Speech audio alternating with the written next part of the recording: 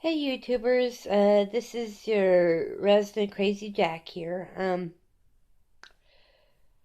I know that the title says Three Crazy Jacks, and I know that sometimes you might be thinking, how come it's just me and not the other Crazy Jacks? But I just gotta say that soon you'll be actually meeting one of them. Uh, on the next video, I'll be doing this with one of my partners in crime named Alicia, and we would be discussing a little bit about a hopeful geek kind of event coming up in the next couple months. So, anyway, that's the topic for next week, because next week is going to be the first Wednesday of the month. Therefore, it's going to be a geek talk. Now, I apologize for the lateness of this little vlog, but I was just not feeling it. I mean, seriously, I I sometimes get a little bit tired. I sometimes get a little bit fatigued, but it's still being made. Um, it's kind of this this new this new channel is kind of like a British Rail, okay? We may be a little bit late, but we're still getting there. Okay, so uh, I just found out that I may or may not be permanently diagnosed with diabetes. So I'm trying to basically kind of mentally kind of adjust to my new diagnosis. Because half the time I don't really want to give up half of my beloved foods and beloved shit that I just don't want to give up. And mm, forgive me on that. No thing of coffee. So just it's just a little bit of getting used to on that aspect. Now,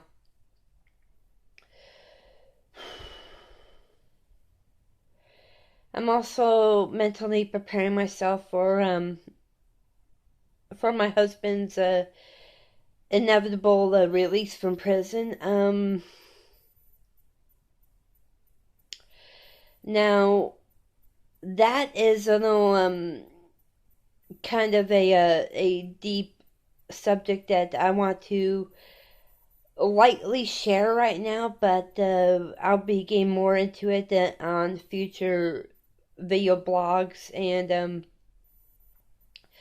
my husband is serving, or has been serving, 5 years in prison for a crime he didn't even commit.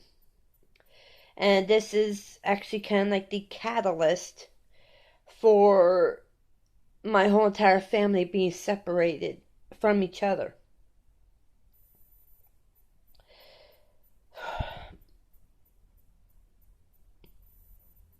My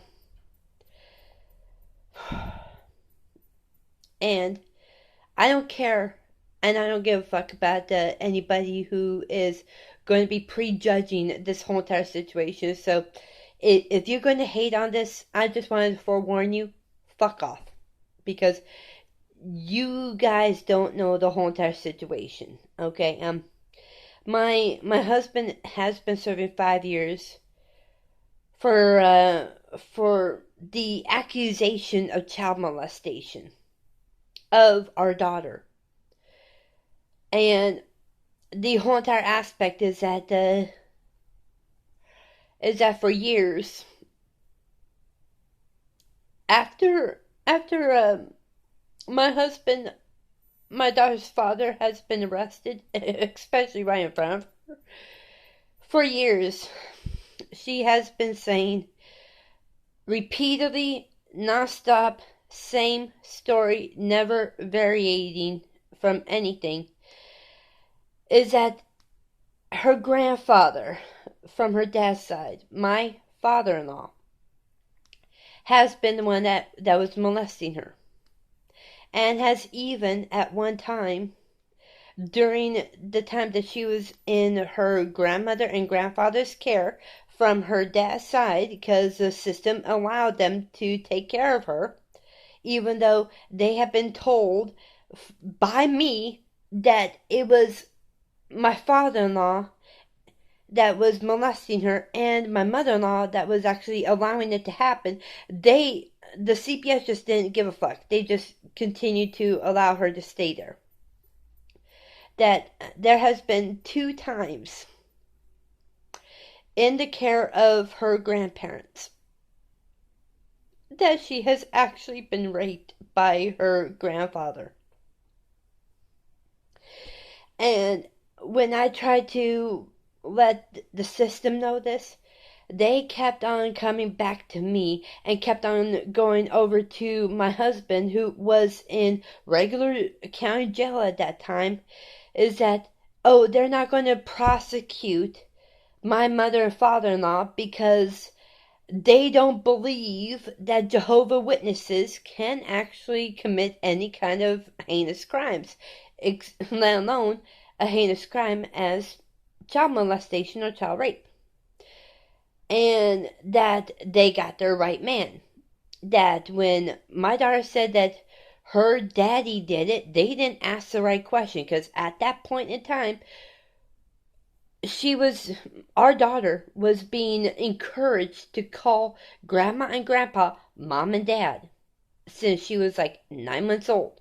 They thought it was cute that she was calling grandpa dada, and they did not even tell her, no, this is grandma, this is grandpa, this is mom, this is dad. They didn't reinforce that. We were trying to tell our daughter since she was like 9, 10 months old that no, this is grandma, this is grandpa.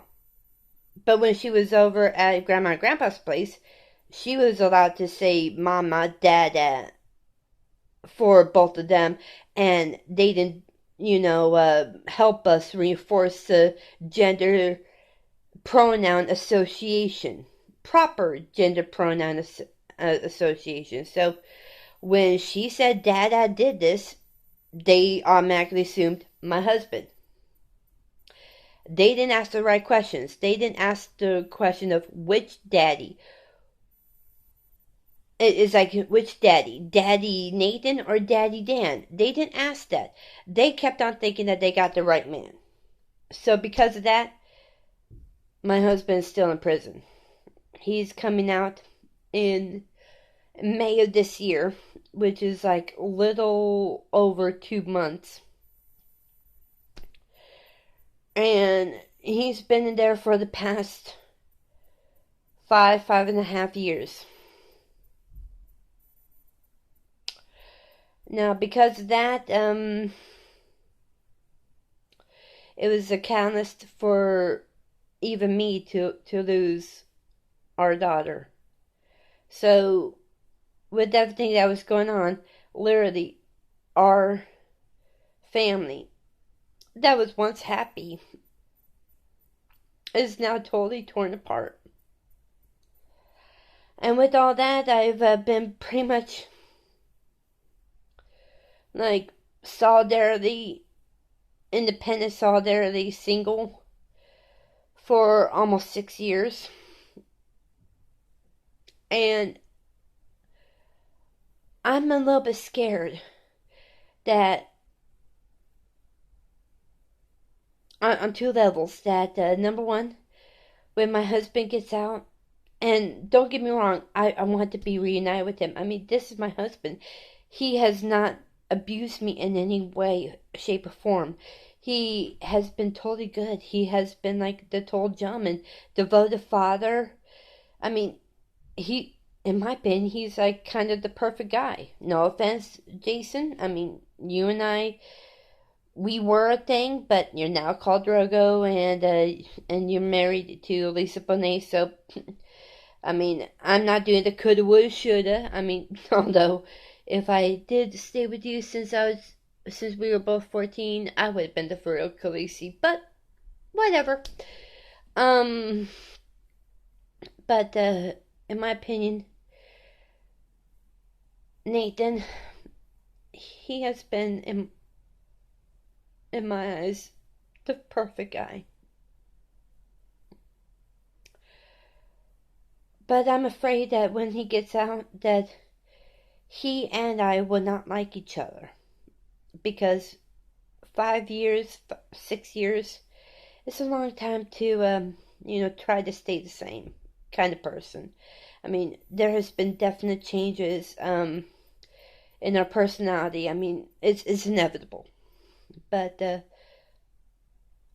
what if he doesn't like me because I'm so much now fiercely independent that he will feel like I no longer need him for anything?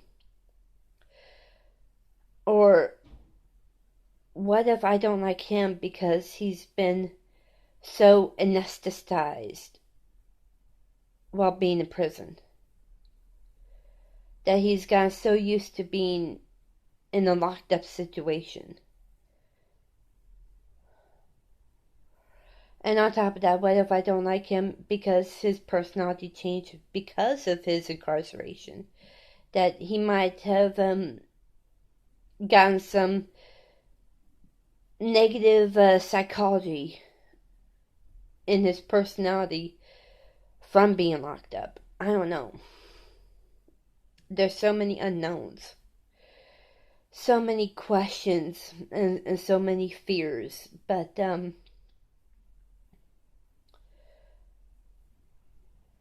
I'm like one of those type of people that I would do whatever it takes to make sure that I keep this most positive adult relationship I have ever had.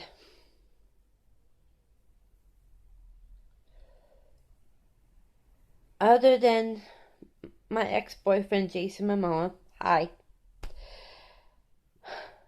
Nathan has been actually for the most part, the only non-abusive adult relationship I have ever had. And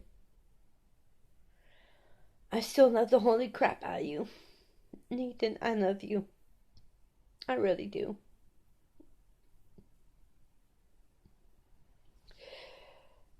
And to my daughter Ariana, if you're watching this, I did not abandon you, no matter what your grandma tells you. I tried my very best to keep you.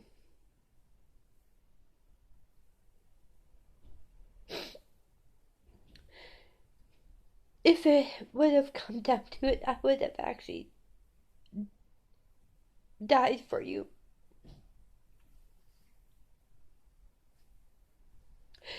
You and your father have been the best things that have ever happened to me.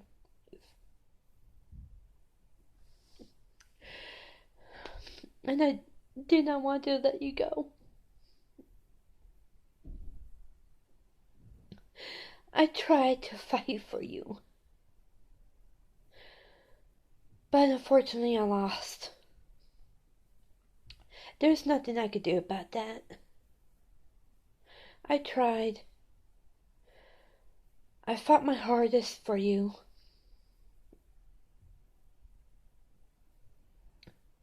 I gave it my all.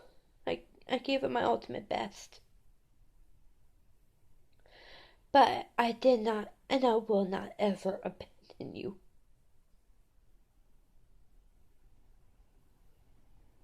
You were stolen from me.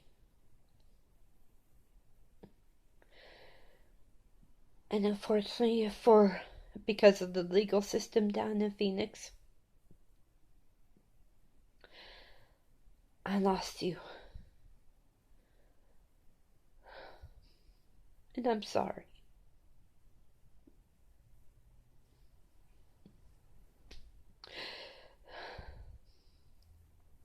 If I had the amount of money that it would take to get the best lawyers, I would have been able to get you. But I'm sorry. Your mother is poor. And there was nothing I could do to get you. But I tried. I honestly tried. I hope you could forgive me.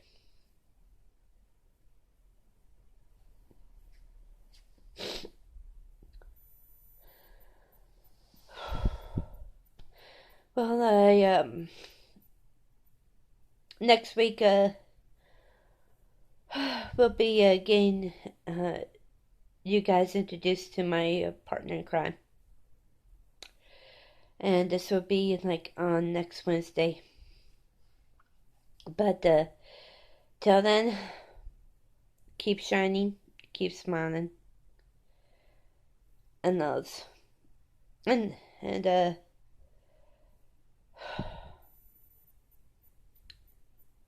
peace out. See you next week.